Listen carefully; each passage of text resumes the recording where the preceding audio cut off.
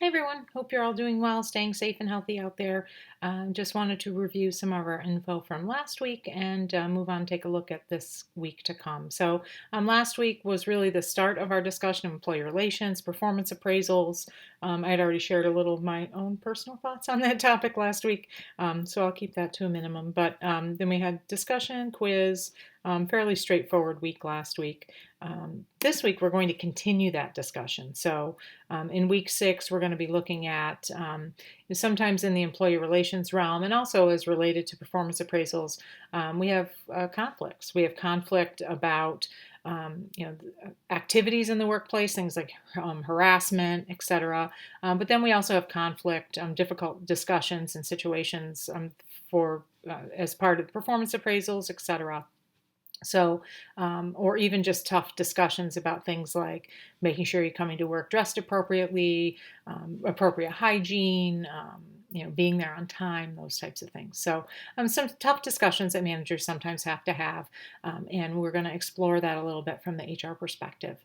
So, this week we have a discussion about things like those types of lesser infractions and how you would deal with employees that are really kind of dealing with being in that gray area, as the text talks about, with some of those infractions like tardiness or attendance. We also have a case study this week that we'll be looking at from a harassment standpoint. So that's interesting case study. Then we have our week 6 quiz, and we also have obviously our ed puzzle, which I'm recording right now. So let me hop over here to the PowerPoint. I did give back 2 questions. Unfortunately, I didn't write them down, so I don't remember what they were. Neither question was really well written or straightforward, so I just gave them back. I thought they were crappy questions. We'll make sure they're not in there again in the future.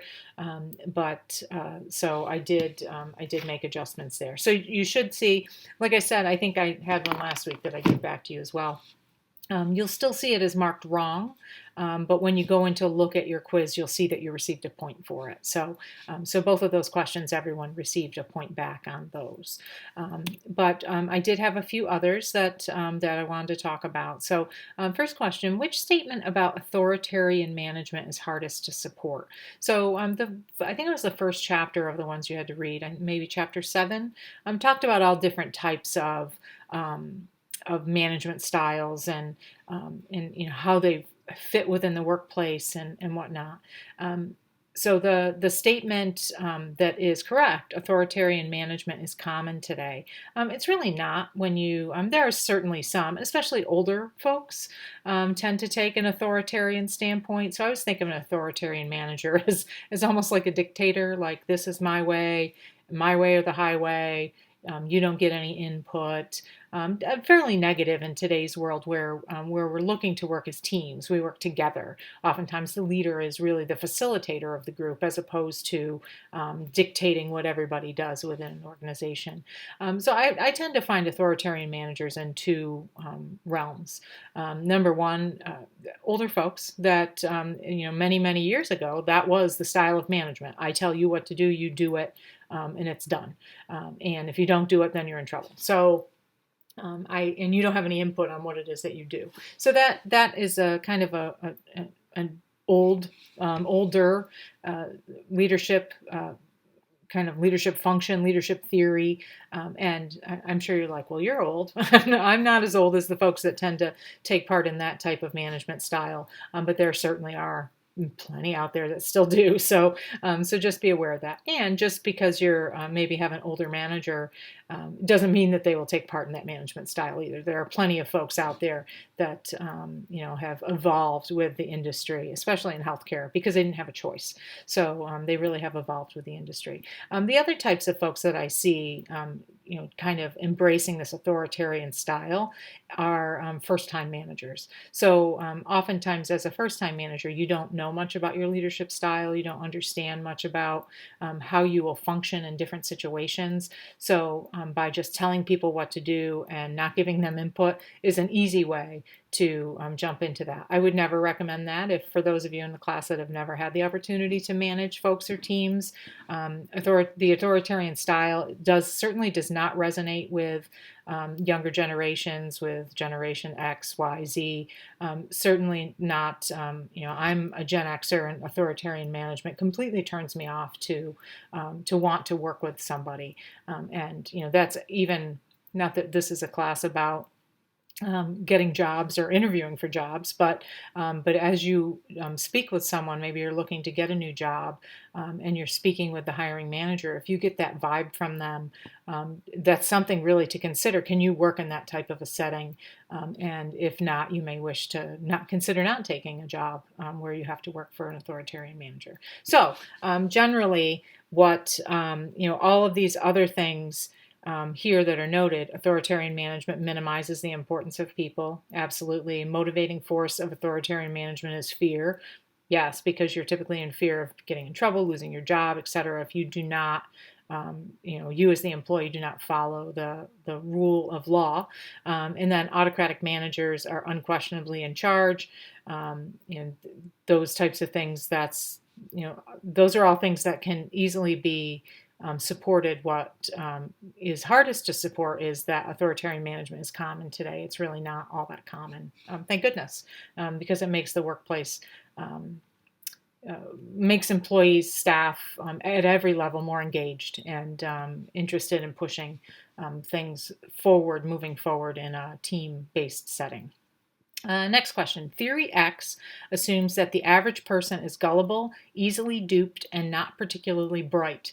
And this is true, unfortunately. I had an opportunity. I don't remember exactly where it was, but it was right at toward the beginning of this COVID crisis.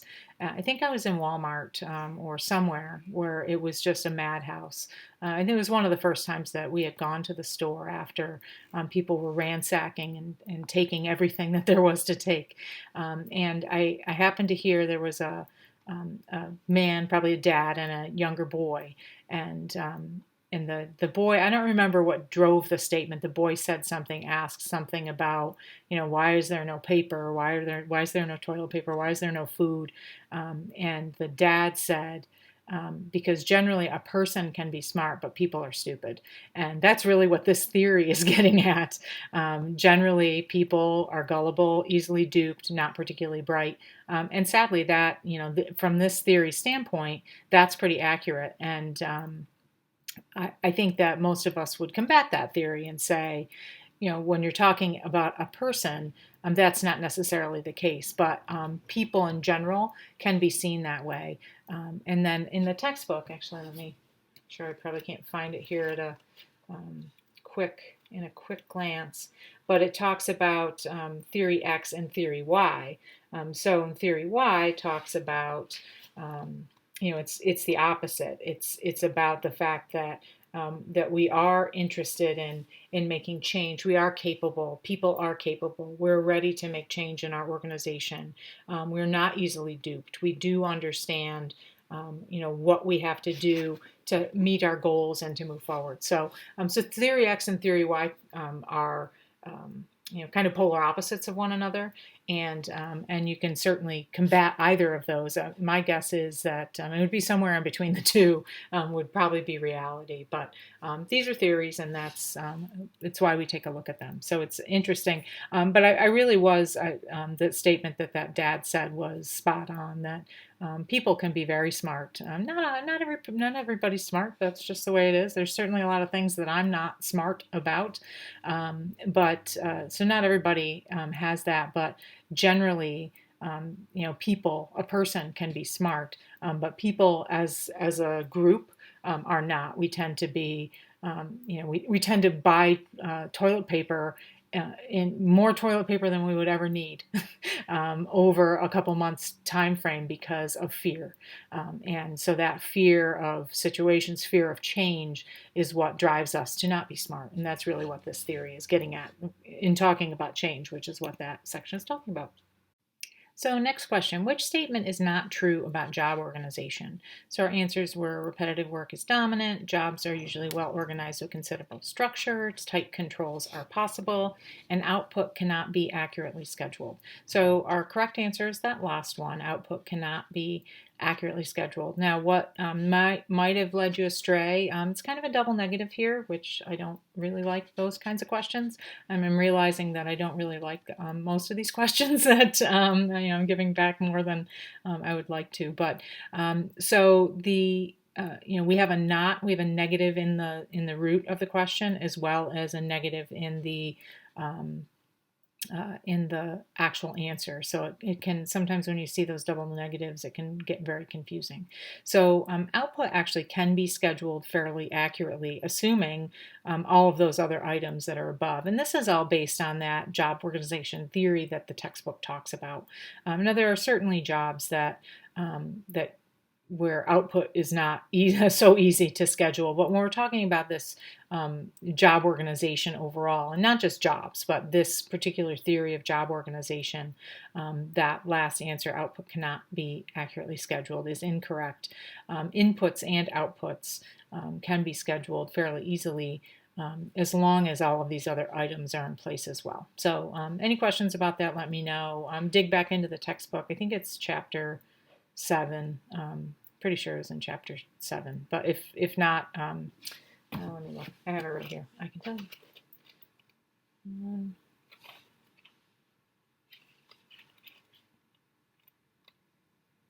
I'm not sure. I guess I don't have it right here in front of me, but it was in one of the earlier sections that we had looked at this past week. So any questions on that, please just let me know. And that's it. So let's go back to the classroom quick. Obviously we already talked a little bit about our work for this week. The case study, don't feel like you need to make a whole fancy APA formatted document. Make sure that you are citing your sources if you are using external sources to help answer any of the questions. But just cite it in text and list the reference at the end. I don't need a cover sheet and running head and all that good stuff. Just answer the questions as given. And I think that's about it. So any questions, please let me know. Otherwise, I look forward to seeing you in the classroom. Stay safe and healthy out there. Okay, thanks.